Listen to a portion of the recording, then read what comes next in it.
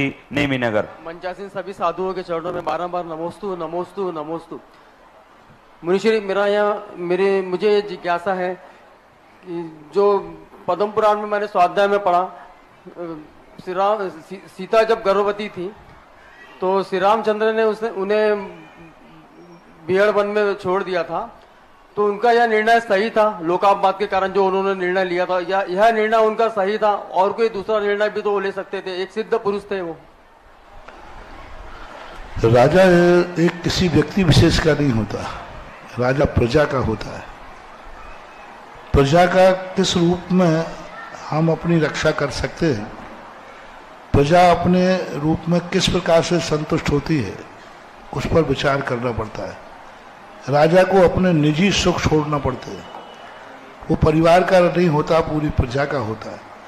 प्रजा में जब अपवाद हुए तो उस अपवाद का इसके अलावा उनको दूसरा उपाय नहीं सूझा, क्योंकि दूसरे उपाय के साथ यही हो सकता था कि यदि दूसरे के यहाँ ऐसा हुआ होता तो क्या होता, वो तो राजा के पास है तो सब माफ हो जाता।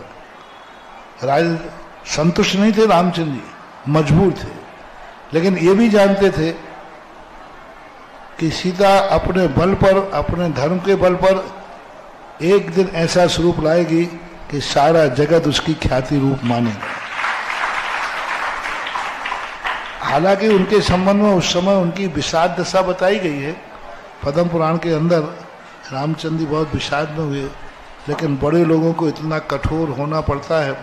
हमारे शास्त्रों में आया कि एक राजा का इकलौता बेटा था, उसने ऐसा अपराध किया कि उसे फांसी की सजा दी गई और घर आकर के रोने लगा। तो रानी बोलती है, तुम्ही ने तो सजा दी और तुम ही रो रहे हो? बोले नहीं, राजा ने सजा दी है, बाप रो रहा है। क्या दो रूप, घर में आकर कौन रो रहा है? पिता रो रहा है। और तो उनका नहीं, पिता ने सजा नहीं दी है। रानी ने कहा, तुम्ही ने तो सजा बोली है। बोले नहीं, मैंने नहीं बोली है, राजा ने बोली है।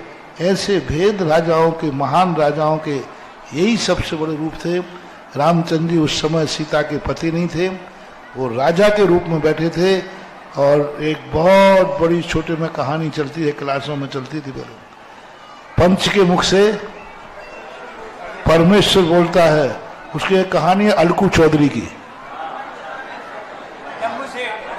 जम्मन सेठ, अलकू चौधरी वगैरह दूसरी तीसरी कहानी में चलती थी।